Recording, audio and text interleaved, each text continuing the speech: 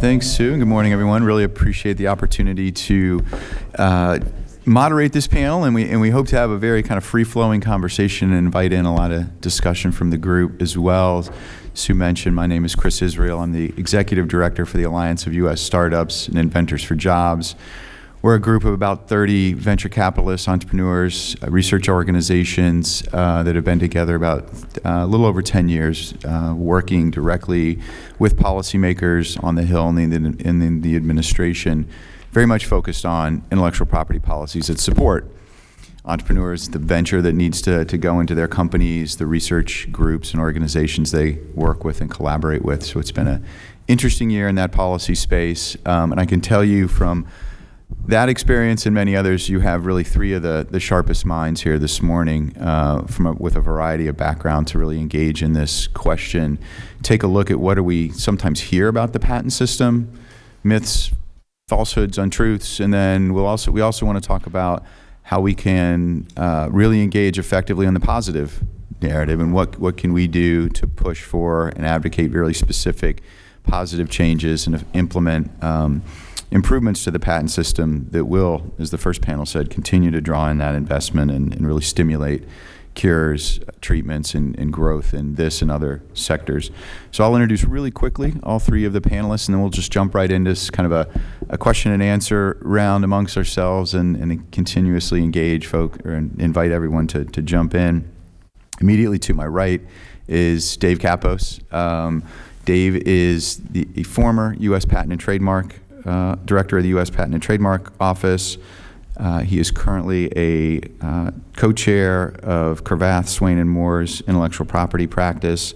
He was at PTO from 2009 to 2013. Another very impactful recent thing Dave has been involved with is the launch of the Council for Innovation Promotion, which has really, I think, emerged in the last couple of years as one of the leading kind of thought leadership groups and advocacy organizations focused on intellectual property policy. He's joined in that endeavor by Andrei Iancu, who is another former U.S. Patent and Trademark Office Director. So you really have this joint leadership that is pushing forward a number of important issues in the IP space.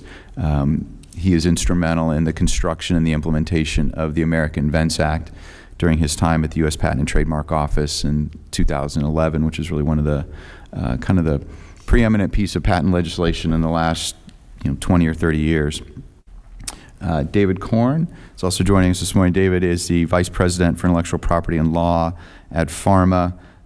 He is a biomedical engineer. He's a lawyer. He's got many, many years working in both the scientific and the engineering space, biomedical engineering space, and also as an advocate and really a thought leader and a policy expert as well here in Washington. And finally, Brian O'Shaughnessy is the chair of the IP Licensing and Transactions Group at Dinsmore. He's the past president of the Licensing Executive Society of the U.S. and Canada. He also now serves as the chair of the board for the Bayh-Dole Coalition. So we will be able to kind of bring forward and maybe pull on some of the issues that we heard in that first panel here this morning and leverage Brian's expertise as well. So the topic we're talking about here today, the kind of an intro, patent myths, what are they? Why are these myths out there? Why should everyone, we think, in this room care profoundly about myths and falsehoods about our patent system that's so central to what happens in the scientific and the innovation space in the United States, and then what can we do to address, respond to, better understand these myths and move forward in a more positive way. So Dave, I'll start with you. You ran the PTO, obviously we mentioned, so you kind of sat at the top of the U.S. government's, the most important entity in the U.S. government that deals with patent policy, issues patents, enforces patents. You now help lead the Council for Innovation Promotion. So let's just kind of start with the grounding here, right? I mean, why is the patent system so important, particularly for sectors like life sciences that are so demanding, so complicated, takes so much time for commercialization to happen, and almost uniquely happen here in the United States? Yeah, thanks for the question. And first, great to be here this morning and to spend some time with folks. And Chris has set it up super well. So the place I would start is to go back to Abraham Lincoln. Nobody put it better than the only president in the U.S. who's ever held a patent himself. And what he said, and it's inscribed on the top of the Commerce Building here in D.C., is that the patent system adds the fuel of interest to the fire of genius. Simple words, pithy phrase, but I'll tell you, it's all about bringing capital to invention, right? Lots of invention gets made, and it will get made at great universities and at many companies. But what the patent system does is it gives investors, individuals, private equity, venture capital, companies small and large, the confidence to invest the huge amounts of money that it takes to go from an invention and put it into the marketplace. As Joe Allen said on the previous panel, if you're looking for a paper, right, that's like, national institutes or university research, and that's important. But if you're looking for a cure, that's where the patent system comes in, because it gives the investors of all kinds that need to put billions of dollars behind ideas to take them from the paper to the marketplace, it gives them the confidence to make those investments. And we'll come back to that. We want to spend some time talking about this question of incentives for financing, because I think that is so important and was a huge piece of the first panel, and I know is a big topic for today. David Korn, if you could talk a little bit, I got kind of a two-part question for you, and maybe start with the first end of this. Give us a sense of the importance of the intellectual property system, particularly here in the United States, from the perspective of the life sciences industry. And you've seen this, right, over a number of years, and you've got the medical background as well. So just kind of talk about the basics of why it's so important, particularly for life science companies, big and small. Thanks, Chris, and thanks for inviting me. So as you heard in the first panel, we have an important world-leading innovation ecosystem in the United States, and most medicines are developed in the United States because we have that ecosystem that's built on strong IP protections that rewards risk-taking, provides predictability, and fosters collaboration among entities in the ecosystem. So developing a medicine is not an easy process. Whether the original research and basic research is done at a university, by one of Chris's startup companies, by one of our member companies like those around the room, or even the government, on average it takes 10 to 15 years and $2.6 billion to develop just one medicine when you're considered all the failures. And most don't succeed. Only 12% of the medicines entering clinical trials ever reach FDA approval and access for patients. So IP protections, including patents, provide that certainty that enables companies to take these risks. So if a compound's identified, that's an early step in developing a medicine. It's crucial to have patent protection to incentivize the innovators to take on these risks and put the investments in that are necessary to develop the medicine. Even after an initial patent may be granted, innovators are still typically spending years on clinical trials proving the safety and effectiveness of the medicines before it's available for patients. And most of the funding for this development work comes from private industry as part of the ecosystem described in the first panel that involves NIH and universities and the like. And the research that goes on at companies, it does not and should not stop at FDA initial approval of a medicine. It's underappreciated by policymakers, but IP protections also incentivize researchers to continue to research and development after a product's initial FDA approval in order to improve the medicine, make it more effective for patients, expand treatment options for patients. Post-approval R&D is critical in many different areas, often expanding uses in new diseases or patient populations. For example, 70% of additional uses for cancer medicines come after the initial FDA approval of a process, making post-approval R&D a critical source of new treatments for patients. Patents, as I mentioned, provide this certainty that enables companies to justify taking the risks. Patents also drive competition by encouraging other manufacturers to try to find a new way to solve a problem, a new way to treat different diseases, therefore benefiting the patients. So if the patent rights are weakened, it could provide a disincentive to engage in risky R&D, jeopardizing future treatments, and ultimately, patients could be the ones that suffer through that weakening of IP. We want to kind of take the title of the panel head on, and let's pivot a little bit. David, invite Brian and Dave Kappos to jump in on this one too.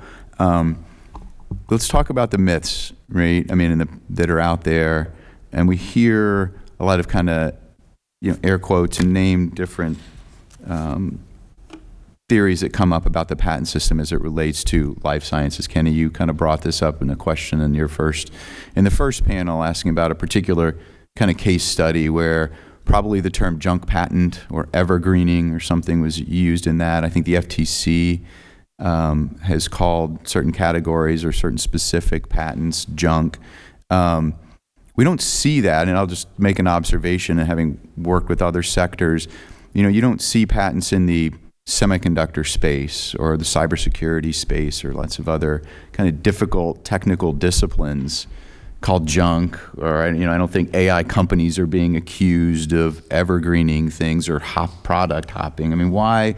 So first of all, David, walk us through some of those myths. Just kind of give a brief description of that universe of criticism. And then add, obviously, kind of demystify those concerns and criticisms. And I want to pull at the tail end of that, Brian. I want to pull you into the question too, because I think that first panel, the march in, right? I mean, probably most people would put that myth, almost as number one. So I also want to kind of, as we round out that discussion, let's talk about what are some very specific ways to kind of engage tactically to address those myths, talk to policymakers about them, educate people in our community about these myths, and really kind of try to get it back to a much more positive place in conversation.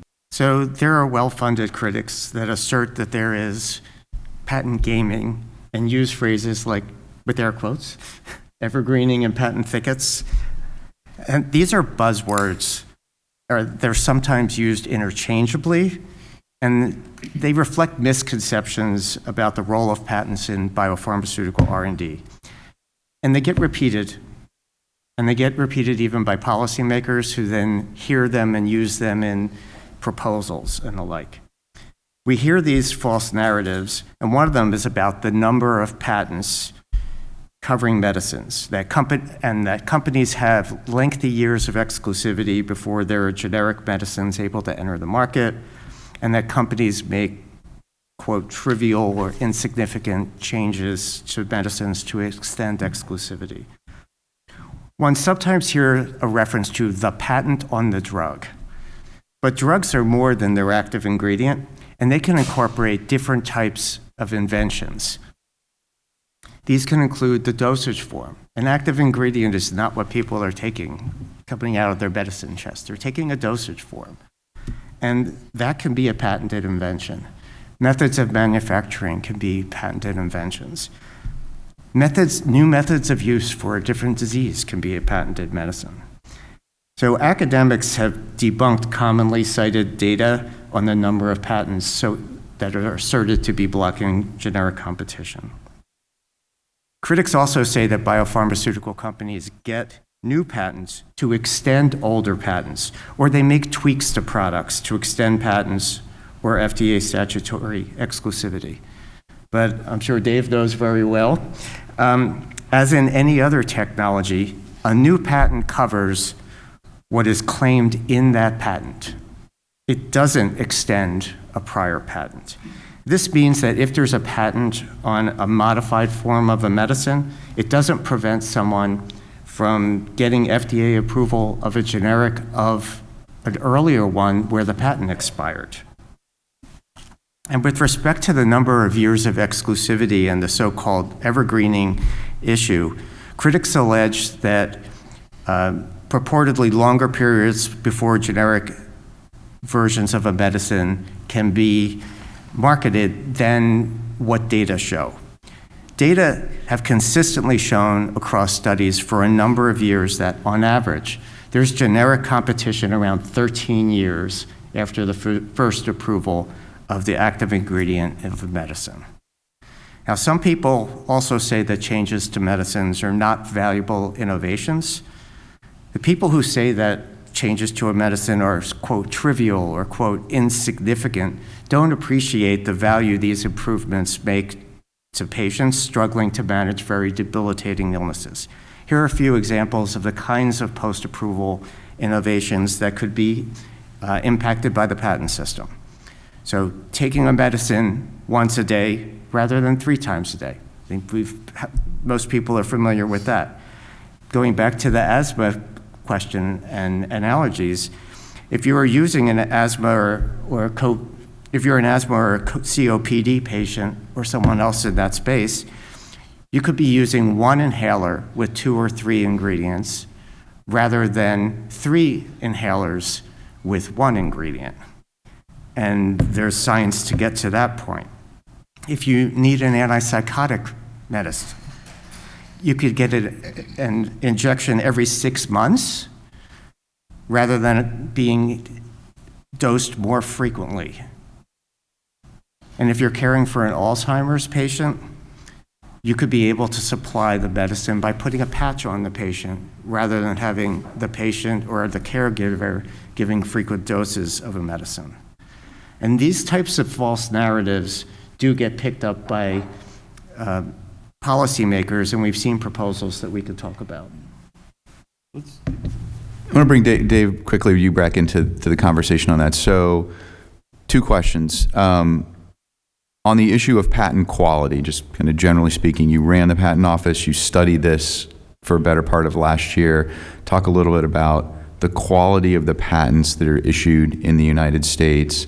And then in terms of just the patentability and how does the patent system, David, you kind of ran through how, you can make these incremental changes, right? You can the baseline product and then incrementally improve it. And that happens in every product category. It seems to be uniquely scrutinized here, but our iPhones get better every year. They get more expensive every year, right? I mean, so talk, Dave, just kind of how does the patent system and the review process treat, looking at these kind of step innovations off of, bigger, broader inventions that kind of already exist out there in the marketplace?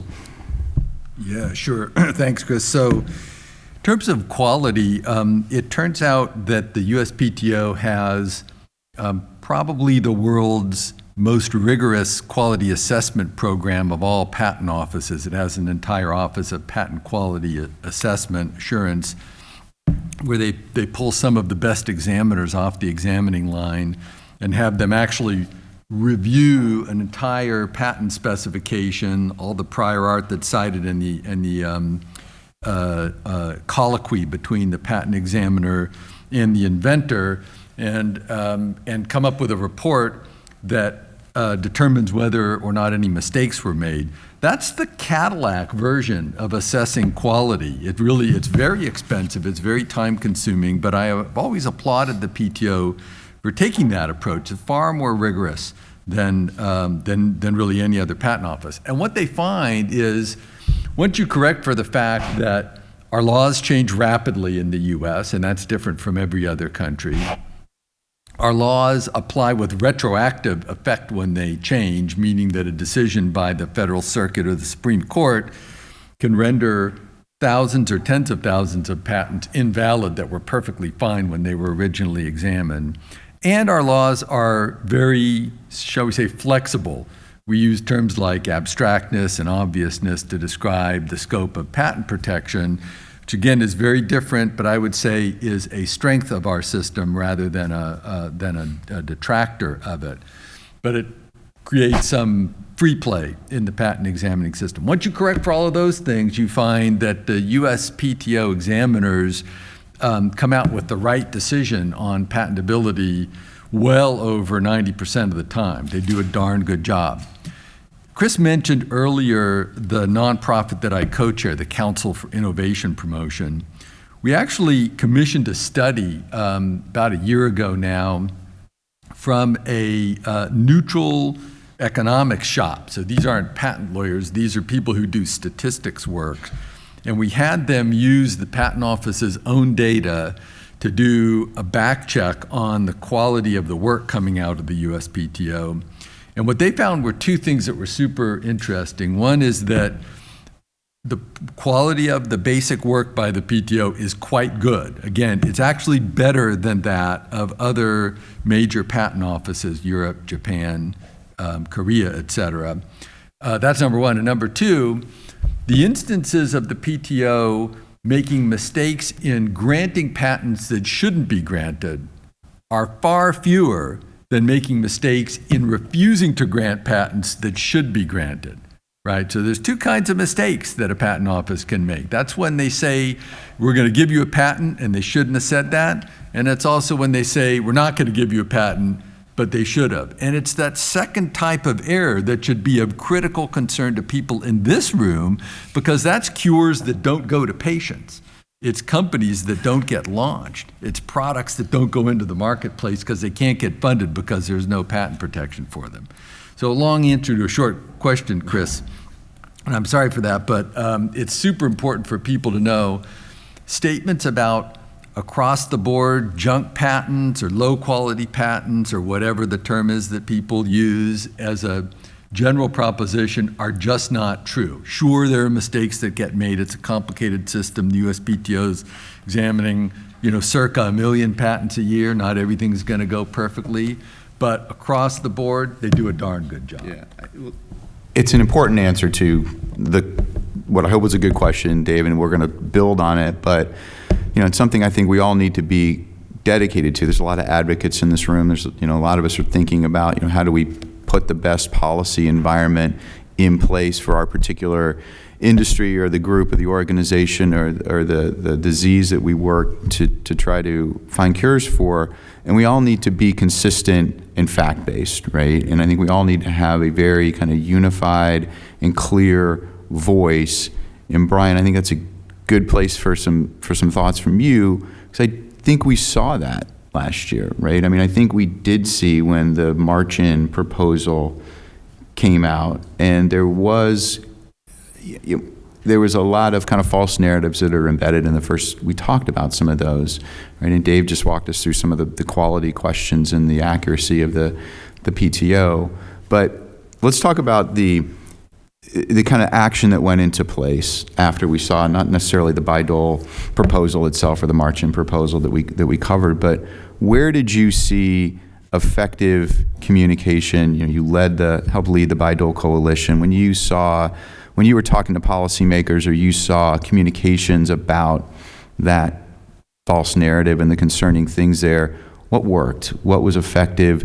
Whose voice did you think was particularly kind of salient in that conversation, and we'll kind of go from there. We'll take those learnings maybe and apply it to some other areas of patent law that probably need some improvement as well. Yeah, really good question, Chris, thanks. Another pithy remark about the IP world is that IP is a war and peace industry in a bumper sticker world. And so we have a very, very complicated legal regime that's hard to explain, it's hard to understand, and in Washington, the old saying is, if you're explaining, you're losing.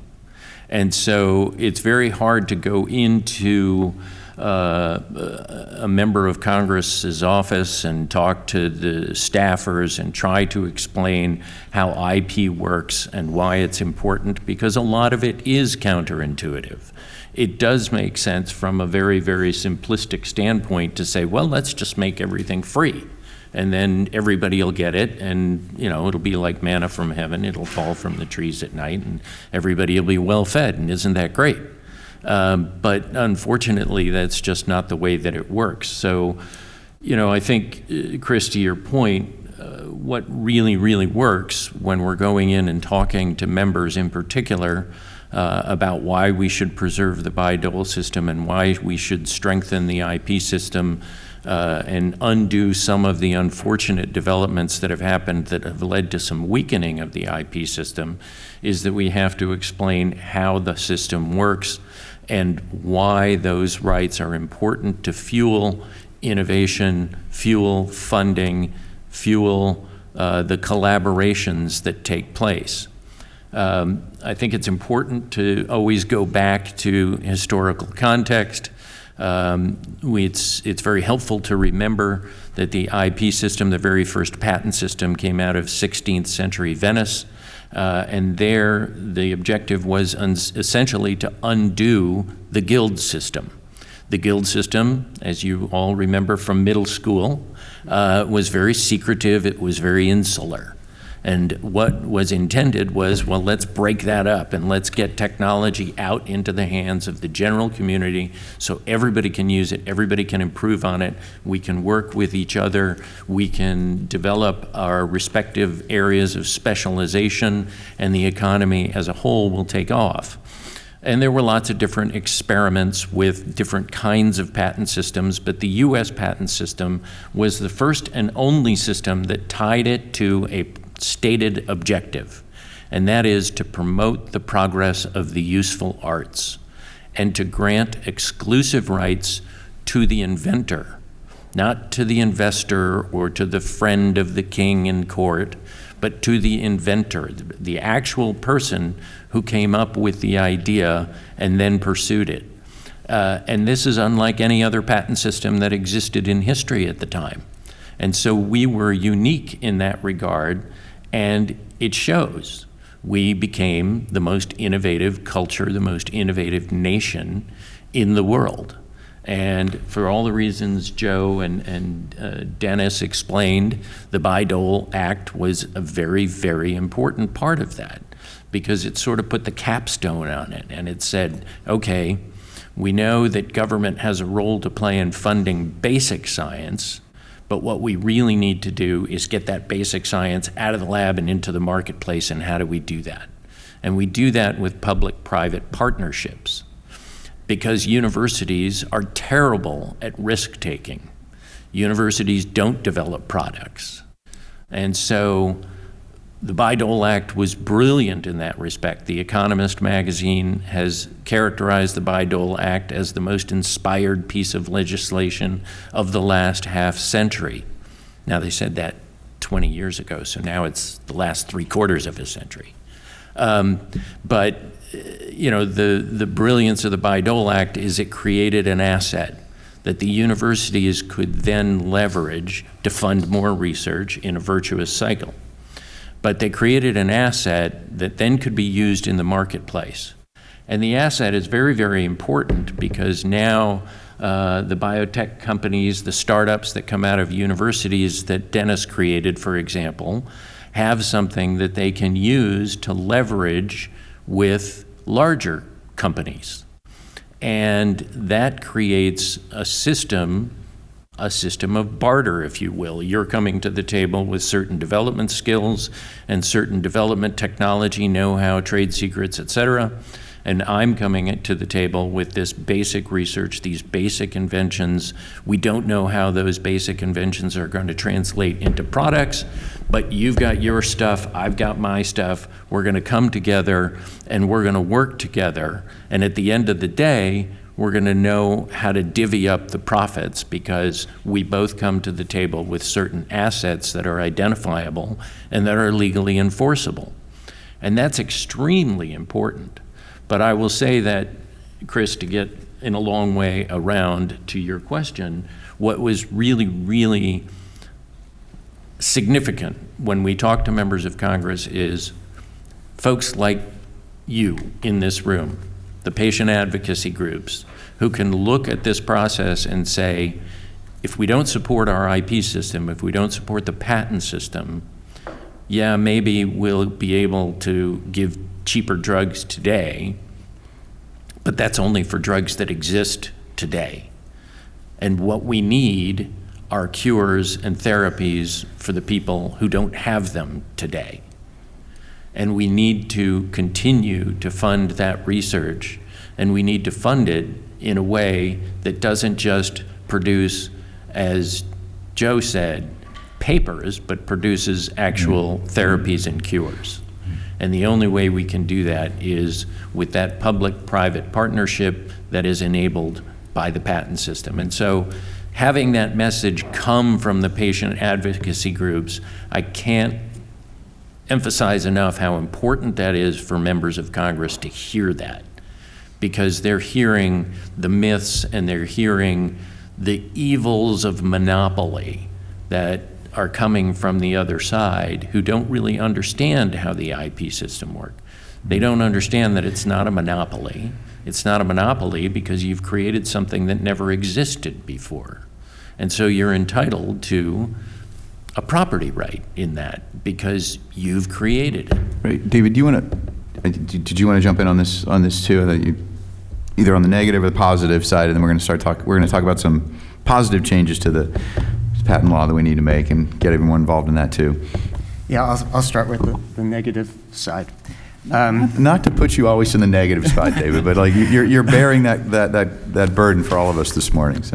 So Brian mentioned a lot of context for the patent system, as well as like this is not a monopoly, and one area where people don't realize the importance of IP and how IP transforms the ecosystem is that when IP expires, generic copies and biosimilar versions of a product come on the market. And there's specific legislation, you've probably heard of Hatch-Waxman from 1984 for generic drugs, and the Biologics Price Competition and Innovation Act, or BPCIA, for biosimilars. Under those statutes, 90% of the prescriptions filled in the United States are filled with generics and biosimilars. So we already have a system that takes affordability into account in the balance of the IP. But we still have the false narratives. And some of that leads to legislation like is going to be marked up in the Senate Judiciary Committee as early as this Thursday. There's legislation on so-called product hopping that would disincentivize post-approval R&D by creating antitrust liability if certain changes are made to medicines in light of generics. There's a piece of legislation that addresses the number of patents narrative and would limit the number that can be asserted in a biosimilar litigation. And there's legislation on patent settlements. You may have heard the phrase pay for delay that the FTC uses. That is something where there's a settlement between an innovator company and a generic or a biosimilar company that puts the generic or biosimilar on the market prior to the patent expiration. So when you think of that phrase, pay for delay, it's a pejorative term, but these are actually settlements that are before patent expiration. So that's something where there's bills actually live as early as this Thursday, and it's the kind of thing where patient groups can be involved in helping convey the message of the importance of IP, but also the importance of post-approval R&D and the products and improvements that come from that. Is that letters to the Hill, reaching out? Everyone's got relationships, right? I mean, it's just the classic toolkit, right? I mean, you can't do enough of the running the basics, right? Reaching out to members, letters from organizations. The Research America letter on Vidal was great, right? I mean, I think it encapsulated so much thought last year. So it's like, I don't think you can repeat that enough. So Dave Kappos, we're gonna give you the last formal topic question for the panel. We can keep talking, but we'd like to invite everyone into the discussion for a few minutes. So talk about the positive, and these are not myths, right? There are some concerns and flaws in our patent system. As high as the quality is and as good as it still remains, there's some things we need to fix, right? So walk us through some discrete areas in patent law right now that that need to be fixed, that need to be addressed. And I think coming at this, I think it not that it wasn't important before, but part of the discussion on that first panel was the observation, and this is a little bit of a different subject, but if we are going to be operating in a world where some of the federal research funding that was going into these organizations like the NIH or flowing to universities before, I think it puts an even higher premium on getting our patent system right, fixing some of the things you're going to address. So kind of walk through some of those positive changes and really kind of your thoughts on how this community, the patient community, can get involved and how impactful that voice can be on these issues. Yeah, thanks, Chris. So look, the patent system can indeed fill at least part of the void left by lack of federal funding. There's, as we say in New York right now, there's a lot of parked capital available, and it will be deployed against the best opportunities for making return on investment. That's just the way the investing world works. So if the patent system is stronger, it will cause incrementally more investment to be made, and life sciences innovation is a classic place for that. So look, I'll come back to Chris's question in a minute about the three pieces of very positive legislation that we're working on, but I first start where David Korn left off and where Chris left off, which is the enormously positive role that you folks can have. There's one thing for lawyers, as much as we love lawyers, to be going on the Hill and talking, even on a pro bono basis, about important life sciences legislation. It's another thing for patient groups to go in, and you guys can be hugely helpful, and we very much want to work with you on this, and we will very much make it easy. So there are three pieces of great legislation. All three were discussed in the last term of Congress. Two of them were introduced and got hearings. One of them actually advanced through committee markup. The third one has been introduced already in this term of Congress. Let me talk to you about them a little bit. The one that's been introduced so far, called the Restore Act, very simple, one sentence piece of legislation, doesn't get any simpler than that would restore the presumption of irreparable harm that leads to the granting of injunctions once a patent is found valid and infringed. So just unpacking that for just a second, we think of patent rights as being a property interest, kind of like the deed to your home or the lease to your apartment. You have the right to tell other people, don't come into my apartment, you can't sit on the sofa, it's not enough for you to agree to pay me rent in order to use my second bedroom, that doesn't work, it's my apartment. You have that right. Patentees used to have that right also vis-a-vis their patented inventions. We lost that under a Supreme Court decision about a generation ago. The Restore Act, in one sentence, would reassert that. It is the single most important thing that can be done to cause more focus and more investment in life sciences-based innovation. So that one's pretty easy to understand. The second one I'll mention is the Prevail Act. And the Prevail Act will fix some things that we didn't quite get right with the America Invents Act that I was heavily involved in, and it was my job to implement it around 15 years ago. Chris mentioned that at the top of our session. And the AIA, among all the many things it did to the patent system, most of which I would say were very good, created what's called the Patent Trial and Appeal Board, which is an Article I tribunal inside the PTO, whose job it is to take a second look at patents that have been granted and decide whether mistakes have been made. And the PTAB, I would tell you, is great in many ways, but as you might appreciate, in wiring up something that complicated, we didn't get it all exactly right. The Prevail Act simply asks, or is Congress coming back and fixing some things we didn't get right? And I won't go through all of them, but I'll give you the most important one, and it's very easy. When the AIA was debated and the key senators and members of Congress made their floor statement, 201, they all made the point that we need this thing called the Patent Trial and Appeal Board to offload from the federal courts the challenging task of determining patent validity. So we're going to do it less expensively, we're going to do it in the patent office, we're going to do it quickly, and we're going to get the federal courts out of the way. Well, it was a great vision. It hasn't worked at all. In fact, some 80% of all patent trials in the PTAB, in the USPTO, are accompanied by federal district court litigation. So we're doing everything twice instead of once less expensively. It's crazy. The Prevail Act will fix that, okay? Last one, I'll just briefly say, is PHRMA, the Patent Eligibility Restoration Act. And that one also hits on the life sciences differentially. Did you know, for instance, that diagnostic inventions are not eligible for patent protection in the US? That should sound crazy because it is crazy. Every other country, they're eligible, right? If you wondered why in the early days of COVID we were getting our diagnostic tests from Germany, that's because they recognize eligibility for diagnostic inventions, and so people were investing in them, patenting them, and making products around diagnostics in Europe and Germany in particular. Not so in the US because they're ineligible for patenting.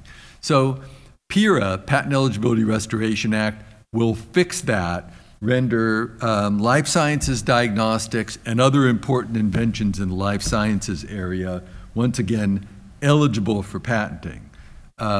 It'll, again, cause economics. It'll cause more investment to be made in fields that everyone in this room cares about.